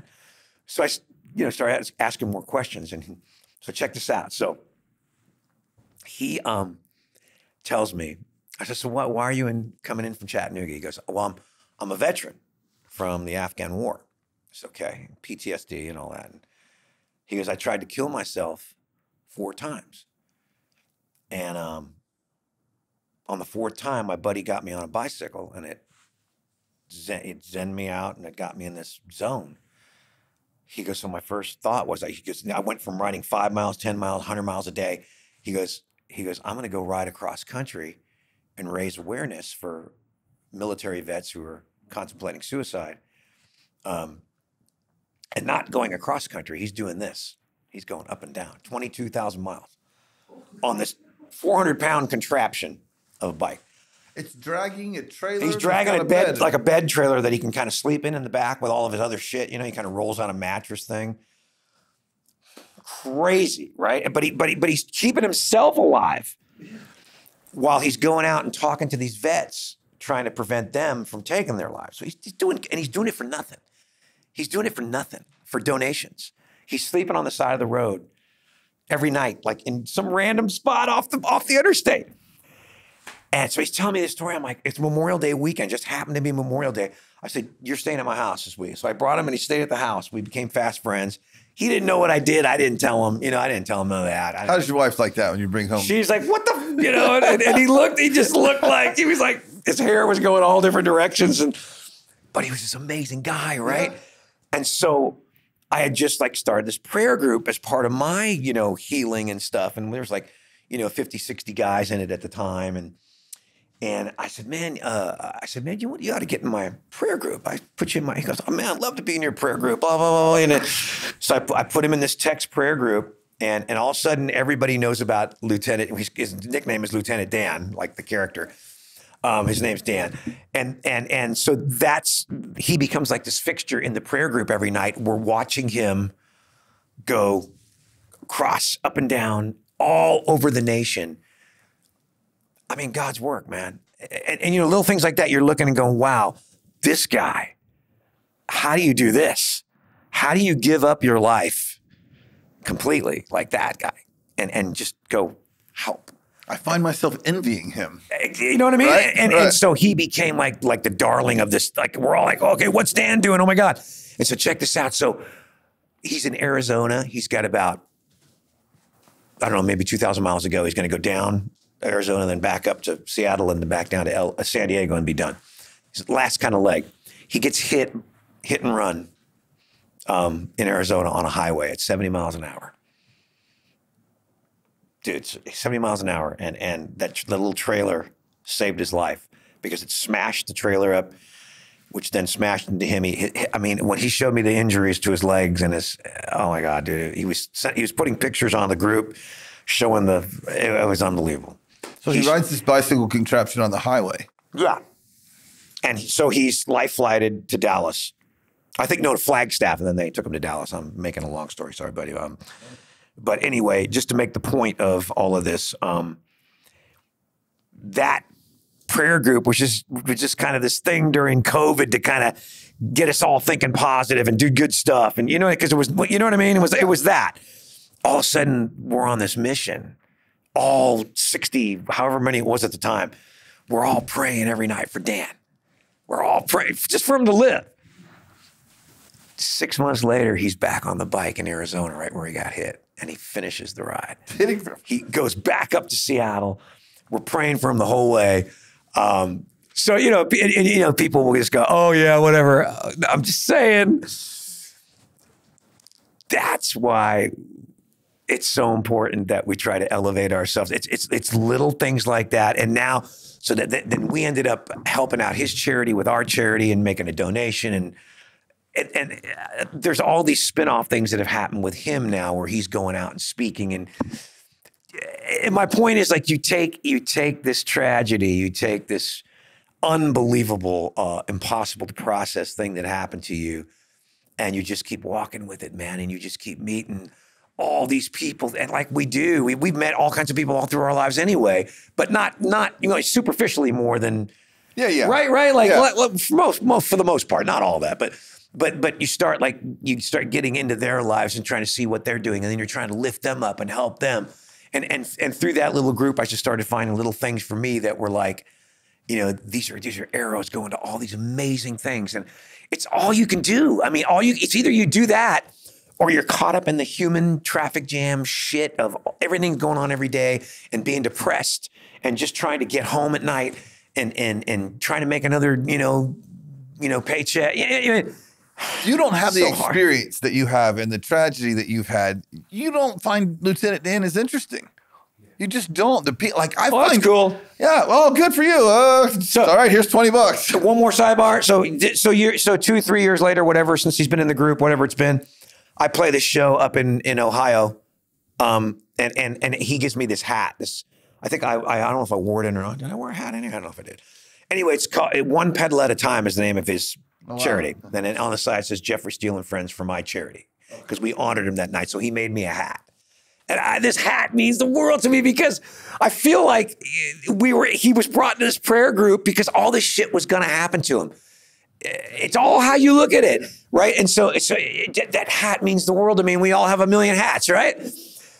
And so I wore that hat to the gig, and I was so proud. Everywhere I'm just so proud of that hat, and so proud of him, and he's doing God's work, and all this goes on and on and on. And somebody stole my hat at the gig. Somebody stole my hat at the gig. And no big deal, right? But I put it on the stage, and somebody saw. Kind of a big deal. That's cool. I'll take Steele's hat. And they stole my hat. Big fucking deal, right? So I told the guy at the end of the night, I said, man, this is I was wearing his hat when I came in, and I think somebody took it. And normally I wouldn't really say anything, but I said, this hat, and I explained this. I told him the whole, like I always do. Like I told him the whole freaking story about Lieutenant Dan. Okay, I'll make you a new hat, dude.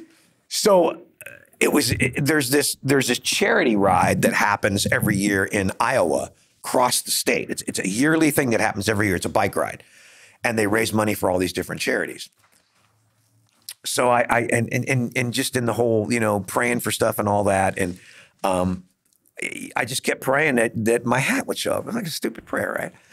4 days later, the guy from the gig calls me up, the guy that paid me, and he's like, you're not gonna believe this. I said, you found my hat? He goes, I found your hat. He goes, the guy that stole it felt so guilty that he brought it back to me today. So we're going to put it in the mail. He goes, there's funny something happened. I said, well, what happened? He goes, well, he looked up the one pedal at a time thing on there, and he saw Lieutenant Dan's charity. Like so he asked Dan to come ride the state ride, because Dan's like cross-country cycle guy. He's like the guy, right? He's got 22,000 miles experience. So they asked him to like spearhead, the ride and donate to his charity, make awareness for what he's doing. And again, I'm spinning off here, but this is like the process of like, where do you go with all this stuff? Where do you go with all this shit that's in your head that all this bad stuff that you're living with every day? Because it doesn't go away, but you just keep going, man. You just keep pushing it away, and you just keep seeing the blue sky out there, and you go, man, there's so many things that I can turn this into. It's like magic. It's like you're given this magic skill if you want it.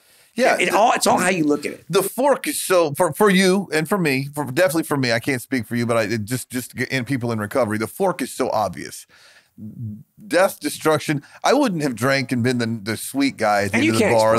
That man, he misses his son, and I would have ruined everyone's life. Everybody's. I'd have been in jail. You'd have been in jail if you knew me. Me too. Me too. It was going to be so ugly. So that it's easy in a way. It's simple for us, not easy. Simple for us to make the choice. But as I take this road, it's like, and I talk to you, and I talk to Casey, and I talk to my dads that come over here. There's a certain element of gratitude and the trust that God had in me that I could take this thing on and spin it off. And on a bad day, I just missed my kid. That's just plain and simple. I don't expect it to ever go away. You're 15 years, it doesn't go away. But on a good day, I can be really, really confident where he is, happy about that fact that he's there, feel him all around me, and be cool with where I'm going. And that is amazing, because I'm Southern Baptist raised, terrified of hell, terrified of heaven, terrified of death, terrified of your shadow. I mean, just everything. There's not a whole lot that I fear anymore. I'm just not, No, I don't either. I look at it now with I really do anything with open arms. I think and that's another thing too, once you do just kind of start feeling that way and start believing that way, all that stress and all that anxiety just starts to, like I said before, it just falls off you, and it gives you strength. It gives you amazing strength. And I've just seen so many things that just keep solidifying it. That, like, you get moments in your life where stuff happens, and it could be extraneously. Like, I saw this. I was driving home one night, drunk, before I got sober, and driving home from my studio. I just sit up there and drink and make tracks, just drink into oblivion, and then kind of go home. I get to go my 11 miles home. I saw this guy on one of those cafe racer bikes. He went by me. This is the weirdest story. It's kind of morbid, but he went by me at least 110 miles an hour on Berry Hill right there. what's the name of the club? The Bransford. Melrose. The Melrose. You know where Oh, the Melrose Melrose. is? Oh, All yeah, that yeah, stuff. yeah. So that street going south towards Brentwood.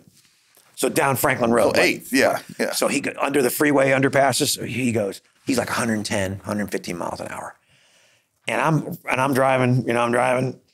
I'm like, oh, jeez, golly, look how fast he's going. I mean, he was ripping. He was gone. And then there's like a slow, like little tiny bit of a hill embankment on the road. And I come up over the hill and I said, oh my God, I see this fire. He projectiled through the back of a car, like a car pulled out and turned right. And he projectiled through the car, it was like a Tahoe, all the way through it and came out the windshield. Why am I saying this right now?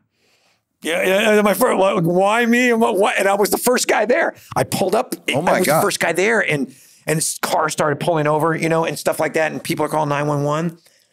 And this lady gets out, and she said she's a nurse. And it's so weird, But like this he's like literally doing this. He's through the windshield, and he's kind of just like electricity in him. It's like he's dying, And I get out instinctively. I just grab. It was like me getting to say goodbye to my kid for a second. You know what I mean? Like I wasn't there. I wasn't there, when he passed. So I felt like I was just getting to hold his hand, and saying, and then for his parents and his family that was about to lose everything. They're about to lose their kid. Yeah. They're about to lose their kid, and I know what that's like. And I held his hand. This nurse goes, you need to get off there and leave him alone. I turned it. I just went, fuck you. And I just held on to his hand. And then his hand started slowing down, and then it just stopped, And he was gone. And the next day it was in the paper. And 2 days later, I was driving home. It's so weird. Like at that time, I was in a really bad place. And I was driving home down Hillsborough towards my house, where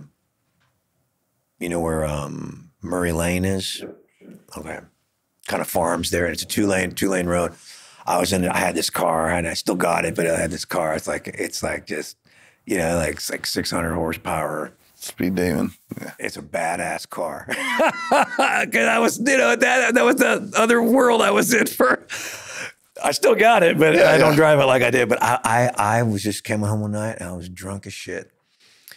And I could hide it really good, And something came over me. And like again, I said this before I got sober, but I just hit the gas. I saw this car coming up on me, and it had like really dim lights, and it's coming up towards me, and I'm like, it's just a fucking Toyota or something. I'm like, and next thing I know, I'm like 110 miles. I'm just like ripping down that road, and the car with the dim lights was a sheriff, and I looked in my rearview mirror, and the lights came on, and I was shit-faced. And I saw him. I saw enough to know that he was going to have to make a 3-point turn to come back and get me. And he couldn't just make a U-turn. Yeah. So when I saw him having to back up, I just hit the gas again. And I just said, fuck it. And I rolled the dice. And I got to Murray Lane. It's like a T. Yeah. And I turned left. I said, okay, I'll just get over that hill. He won't even know where this car's so fast, he's never going to. Right, so I went sliding around that hill, and I jammed it, and I went over the hill. And as I went over the hill, he was going by the Hillsborough the other way. He didn't see me turn, so he was driving straight, but he could still see my taillights going over the hill. So he apparently had turned around. So in my head, I am shit-faced. Right, but in my head, I'm thinking, okay, all I got to do, this is how bad you get. This is how bad it gets. So I think all I got to do, man, I just got to drive down by that Scales Elementary School. Just got to drive down there, and I'll make a U-turn and just come back the other way like nothing happened, because I'm so far ahead of him. So I get around, I turn around, I just make a quick U-turn, and then I come back down the other way like 25 miles an hour, like, how you doing? Just like an old man driving down the street. And here he comes. Cyrus. You didn't fool him. What kind of car is this car, by the way? I'm not going to say. Let me watch Is it a multi- I knew that was you, you motherfucker. I knew that was you. Because it's probably something that stuck out. Is what I'm saying. Well, I mean, it was not like a exotic. It was not an exotic, but it was a really, it was a fast car. So he immediately U-turns and pulls me over because he knew it was a black car. It was, well, I'll give that away. A black, really fast car. So this guy's retired by now, by the way. So I was coming back from my studio in Nashville, so I had a bunch of music charts from some stuff I was doing. So it's amazing how good you can lie when you get good at lying. Oh yeah. And you're under the you're doing it all the time, so you're practicing. And it's your job, and you're And so I've already got the whole thing dialed in. So he gets out of the car, he's all tattooed up. He's like this young guy, he's a big buff guy. And he's like, show me your license right now and your registration. I'm about to take you to jail. I'm like, what are you talking about? He's like, I know that was you back there. I didn't get your license plate, but I got you on my camera, and that was you. Going about 110 miles. I know that was you. And I what are you talking about? What are you talking about? And he never asked me to get out of the car or check my breath or anything, right? It was like, I'm telling you. You know what I mean? The dance had become more of, that wasn't me than, are you drunk or not? And he goes, where are you coming from? I was like, well, I was at the studio. What was the one in Franklin we all used to go to? The Sounds Christian? Yeah, the Sound Kitchen. Sound Kitchen. Yeah, I thought we called it the Sounds Christian. Yes. Sorry. Oh, Dino. So that was my first. I said, I'm coming back from the Sound Kitchen. I just, I'm in the music business, and I'm producing this thing, and I've got all my music right here with some autographed Carrie Underwood pictures for you. And he kind of looks down, and he grabs my shit, and he goes back to the car, and I don't know how long it was, but it felt like a half an hour. Felt like and like he was calling in, trying to find anything he could to take me in, like he knew it was me. And so he comes back and he like literally throws it at me, and he goes, I know that was you. I know that was you making that left turn. I go, what are you talking about, Ossifer? What are you just talking about? And he gets in the car and he like peels out and he leaves because he didn't have the. They get you. So and I'm sitting there and I'm like, fuck! And you would think at that point you'd be okay, God, that's enough. And that was the sealer. That was the I just saw that accident, and then I just did my own little drunken escapade thing, and that was I was like, all right, I'm done. I got to get help. And I got to do it now, and I said I'm done. And it was so obvious to me what a piece of crap I was at that moment. And I said, I don't want to go out like this. I don't want to be this guy. And maybe that's what this is all about. Maybe because we all have our own life. We're all connected to all these people, and including our family. But at the end of the day, we have to live our own thing. I can't say I'm living my life. It's all about my boy now. Of course it is, his memory and his honor and all that, but it's all about me too, having to be the best me. And I know now, whatever was back there for me, he has made me, and God has made me like, I'm so much better person today. And God, I'm just trying as hard as I can to spread that to anybody I can. Like there's more to this thing than, and I hope you don't have to go through what I've gone through, because it's just such a tripped up, messed up, screwed up road. You stumble into half the shit you do, right? Like we stumble into it, we don't know. And hopefully it's going to bring us a smile, and hopefully it's going to take that one little thing away that we don't want to see again. It keeps coming back and coming back. So. Man, that is it's a great, your perspective on it. It helps me so much. And Casey's, and I'll be honest. I sit in a room with 10 dads that lost their kids, or 15 or whatever it might be. And I look around, and this goes for you. And I'm like, it gives me the break on, man, these are the best dads I've ever seen. These are great men. These are great dads. They love their kids more than I can imagine anyone loving their kid. And it makes me feel like I'm in good company. There is some kind of God moment with all of us and being together and the trust that he has. So before we go, I always try to ask this question. It's kind of funny because it's kind of be obvious, but part of it will be obvious and the other part, but like, what's the worst thing that's ever happened to you?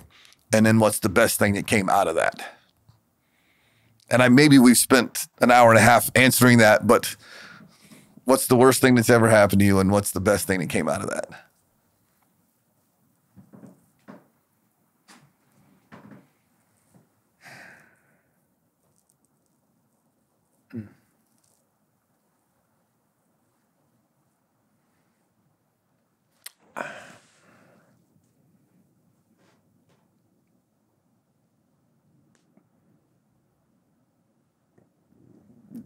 The only thing I see now is try to see now is that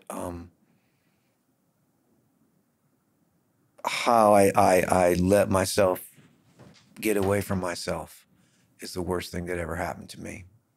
I'm not gonna let my boy's death be the worst thing that ever happened to me. I'm gonna make that a great thing. Because like I said, we know we're all going and I'm gonna honor that. But it's I don't know how this whole thing gets laid out in front of us. I just know that where I was before it was not good. And where I am now is amazing. And I'm not gonna say that his loss is the greatest thing that ever happened to me. But it's changed me in the most profound ways. I can't, it's so, and you know, it's so hard to process and put those into words sometimes, like what it's doing to me right as we speak. And just sitting here with you, you know, the road, where the roads are now. So I just think the worst thing is, and I think we're all guilty of it, but and we can't help ourselves because we're humans, but we either get pulled one way or we get pulled the other way. And most of us down here get pulled the wrong way at some point. And how far and how bad is the question. And I'm just glad that through all of this that has happened to me and my family, that we've really tried to make it a good thing for other people. Just bring a smile and you know, Billy Block, one of my dear friends, for writing with both of his kids in a couple of weeks, which is unreal. Yeah. I'm writing with both of his sons. It's so insane. Yeah. Rocky and Grady and you know, Billy and I go back to LA in the early 80s. And, you know, if you see somebody out without a smile, give him one of yours, that line he would always say to everybody. And, and that's what, I know that there's so much to that. You know, I see him now, him too, people that I've lost close to me, friends, you know, Reed Nielsen, Billy, Laurie White, some of the great talents here in Nashville that we've all become friends with. And I just think about them all a lot. I think about them all a lot. I really do. I like more than probably people think is healthy. I think about people that are gone. Oh, I definitely what's going on? What is it? What? It's got to be good, man. It's got to be.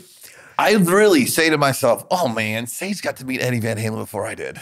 It literally goes through my mind that like clearly, I'm like, oh, definitely. Yeah. Like he literally is hanging out with Eddie Van Halen. And when Sage was a little bitty diaper boy, like year and a half, 2-3 years old, whatever, that from that time, I had a box set of Stevie Ray Vaughan, and it had this video at the end, and it was him live at some little fish house when he was. Oh, and God. Sage watched it over and over, sat in front of it and played in his diaper, and it was just this thing, and we have this connection. And I mean, he loved Stevie Ray Vaughan, and then he grew out of it and started playing baseball and Stevie Ray. But when he was like a toddler, man, he loved Stevie Ray Vaughan. He sang the songs and he played it. It was just this thing. So and cool. I love hearing the other day, I look underneath it's funny because that box set is I don't even have a CD player or a DVD player and whatever it is, but I can't ever get rid of that. I never know why it's there, but I can't get rid of it. So I'm looking, my wife got a different carpet for my bedroom, and I looked underneath the dresser, and that box set, it was sitting there. And I haven't seen, and I'm like, oh man, I haven't seen it in just forever. Sadly, I don't look under my dresser very often, apparently, but it's been years and I haven't seen the box set's like sitting in there. And then I go out to the little gym in the garage, and I go out and I put iTunes on, and I just put like Hard Rock Workout or something really generic, something. It's not, and I put it on. I haven't heard it. Pride and Joy, and oh man, and it's Stevie Ray Vaughan on my sweet little thing, and it came on like it's the first song on it was another song was on when I put it on, and the next song that came on was Stevie Ray Vaughan, and I was like, thank you, it's just a little quick reminder. Yeah, it makes me grateful, man. They're there, man. And you're in this world now, this club, as everybody calls, like you're in this really bad club, sometimes people will look at you and go, oh yeah. They don't know, man. No. That when you get a peek inside that window, and because like I said in the very beginning, we all go out, and so now for me it's like, how do you go out? How do you all the stuff, I've been able blessed to do a lot of stuff in my career. The way I wanted to do it, and fought for that. That doesn't mean shit to me. I don't care about dying, but I care how I die. Yeah. That matters to me. That's it. I'll walk through the door if it's time, but there's some ways I don't want to die. It's very important to me. It's kind of like being healthy until it goes, I'm not afraid of dying. I just want to do it the right way. And live the right way is part of that. And all that you really can do is for whatever satisfies your ego, at the end of the day, all you can ever really do is, when you go, it's what the people say about how people loved you and cared about you. And it's cliched stuff, but it's so true. None of the other stuff is nothing. It doesn't mean anything. They don't talk about the cars. No. They might talk about a couple of the songs, but mostly they don't talk about the songs either. Man, what a great guy. I miss him. Or, whoa, he was rough, It's there. Well, man, thank you for doing this, Jeffrey. You are an absolute rock star and an inspiration. Thanks. You were before. But man, now you're one of the greats on all fronts, and I don't give a shit about the music.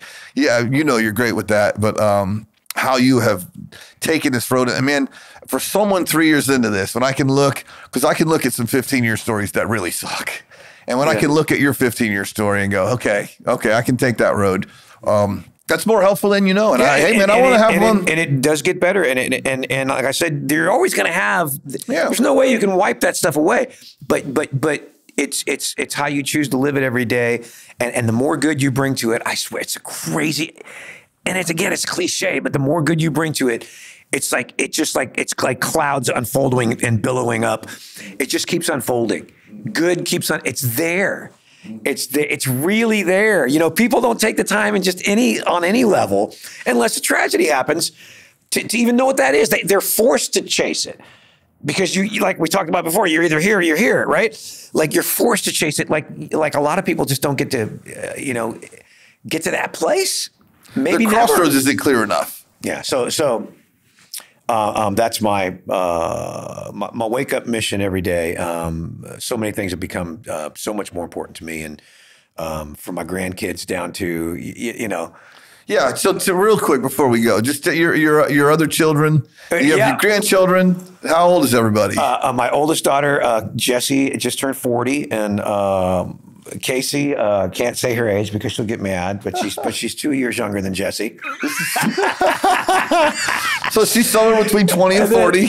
And then Justine, my youngest daughter, is 30, and Alex would have been 30 this year coming up. So they were really close. Tight, yeah. They were a lot closer than any of the kids. Yeah, so Casey has one daughter, and then Justine, who we've come through a lot of. We're in a pretty awesome place right now. So proud of her, and just so proud to see Grateful how she has gotten out of the darkest of the dark, And that's another thing. Talk about my dark and your dark. Everybody's, you know, she got into a world that was so hard for her to get out of. And again, through my prayer group, I was feeling weird about her one night. There was a point where I just couldn't talk to her anymore because I just felt like I got to let her go.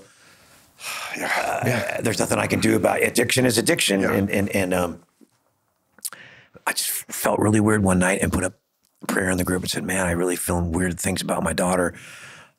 Can we get some prayers tonight just for her well-being? And man, she texted me the next night and said, Dad, you got to come get me. You got to come get me tonight. She was in a really bad situation and in a thunderstorm. Like cliche. And she was in Arkansas.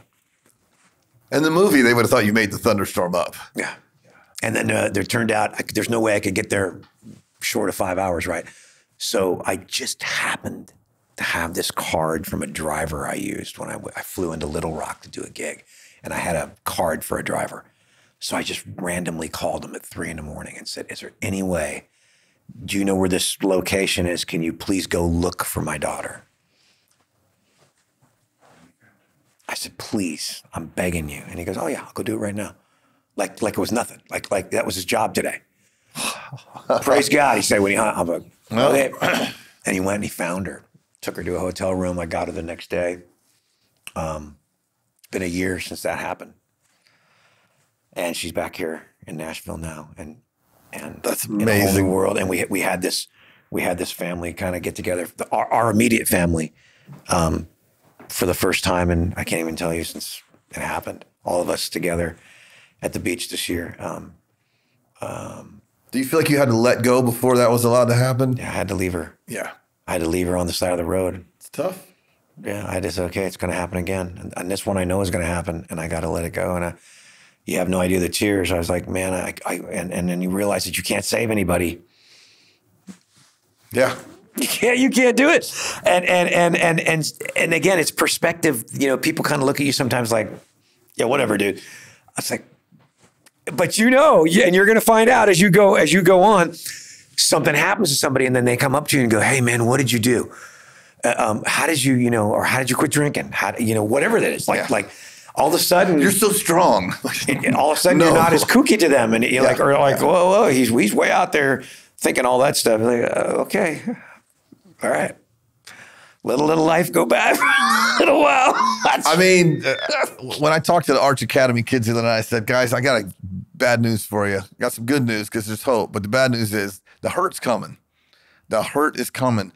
You can either do the hurt now and put your pain into this program and experience the good after, or you can do the good up front, but the pain is coming. We're all going to get it. We're all going to get it. It's like a workout. You can put the pain in front and feel better later, or you can not do the workout and put the pain later, but the pain is coming. And I said, here's the thing. And we were, me and a couple other dads that had lost kids were talking to these kids. We're all in recovery and talking to these kids. And my buddy, John, said, man, I'm really not here for y'all. I'm here for your parents. You know what I mean? And I was like, that's so good. What they do. Please get your shit together. Because you got people that care about you, have no idea how much they do. And that is, that's another credo. There for the parents, there for the kids. And man, I could sit and talk to you all day about this. So absolutely. Good. But again, that I think that the bottom line is that we just have to keep doing it and wake up. You get to a point where you start waking up and you're like, bring it. One of my dads said the other night, he said at this point, and he's an older guy. He's in his later 60s, and he said, bring it on. Hey, I'm in my 60s. Yeah, 60s. You are so not the typical 61-year-old guy. I got to tell you. We'll get the jaws of life here to get you out of that seat later. But this guy said he just kind of gets up every day and goes, bring it on. I've suffered the most that you can. Yeah. And can I just say something about you real quick? Is that over the years, I've known you a long time. We've known each other a long time, man. You've always had a spirit, buddy. A smile. Like, you know what I mean? And I feel like I'm the same way. And I feel like there's a few of us that we know that are the same way. We bring a spirit into the room that maybe we didn't know we had before. We just thought we were cool. but we had a spirit. We have a spirit that that precedes us coming into a room sometimes, and you have that. And like Casey said to me, I get that same sense when every time I see you, not your brother, but every time I see, never your brother. It's weird. No, no, seriously, it's really weird. No, no, it's really weird. But when you come in, I just get that sense of calm and so in the face of all your adversity, again, I think that's why sometimes. I'm not saying that, you get plucked out and chosen, but when things happen, I think it happens to certain people for certain reasons, because you bring something else to people that lights them up.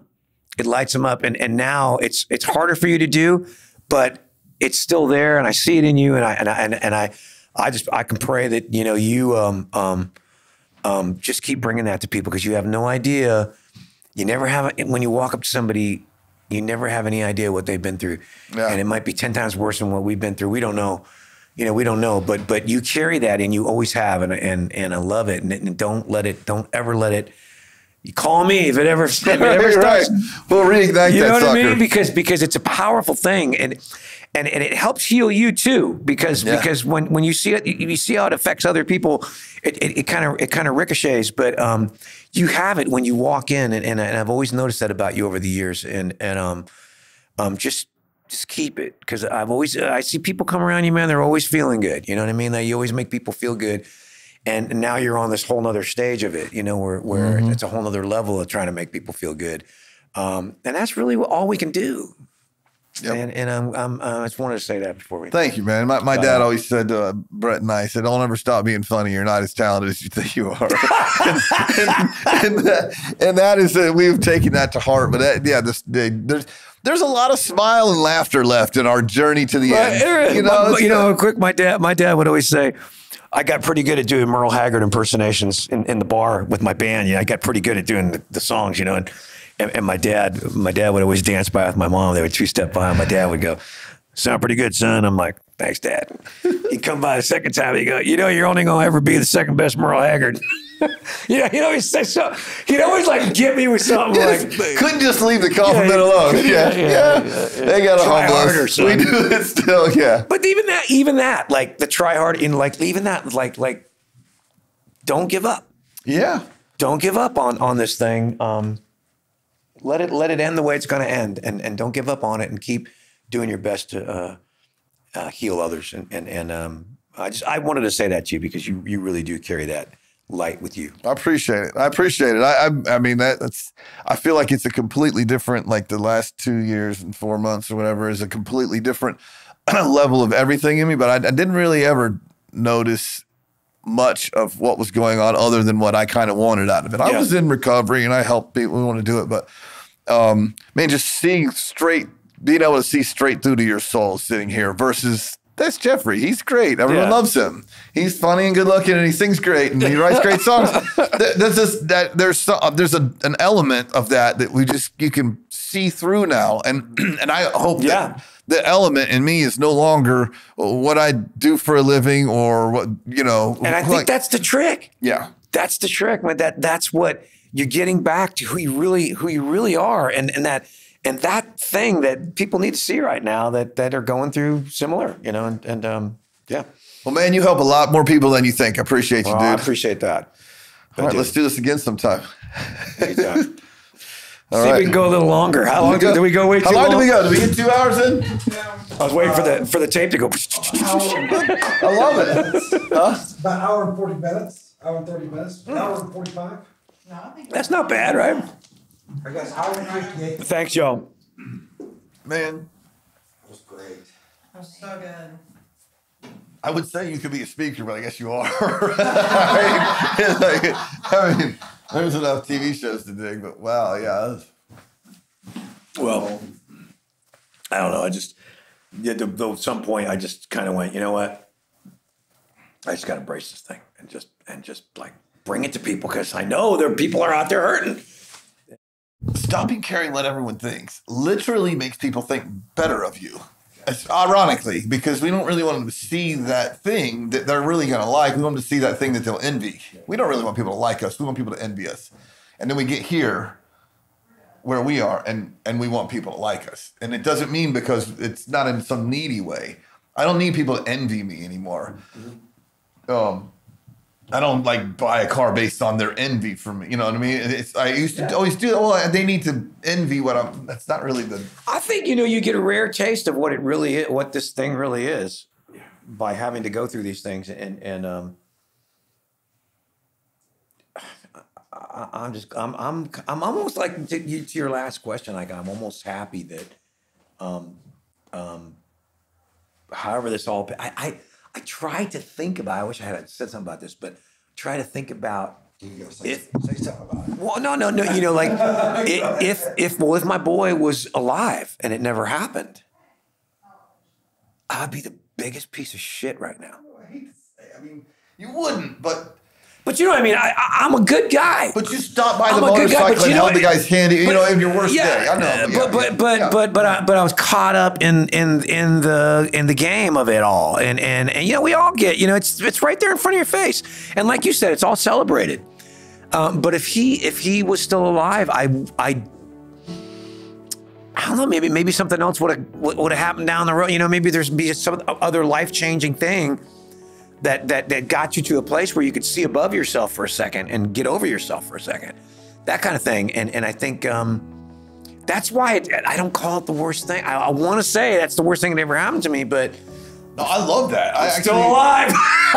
So who knows? Like, that's the worst thing so far. Yeah, I mean, god dang. I mean, I just you have to make it good. Yeah. No. That's a great answer, because the truth is, sounds crazy, but I will have moments of gratitude that he's safe. Same thing, and that's what Casey. Not physically safe. He's safe from like the devil. Not that, but the devil. He's literally safe from the dark. And he's with everybody ever loved and lost, and all the whatever you go back to, the people you don't know. He knows everybody. He knows back, as far back as it goes. He knows how we all got here and how like where it all. You gotta believe it, because if you don't, how tragic to think that you're just living for now. Yeah, You can have that. I mean, I don't care what anybody says to me now. You can have it.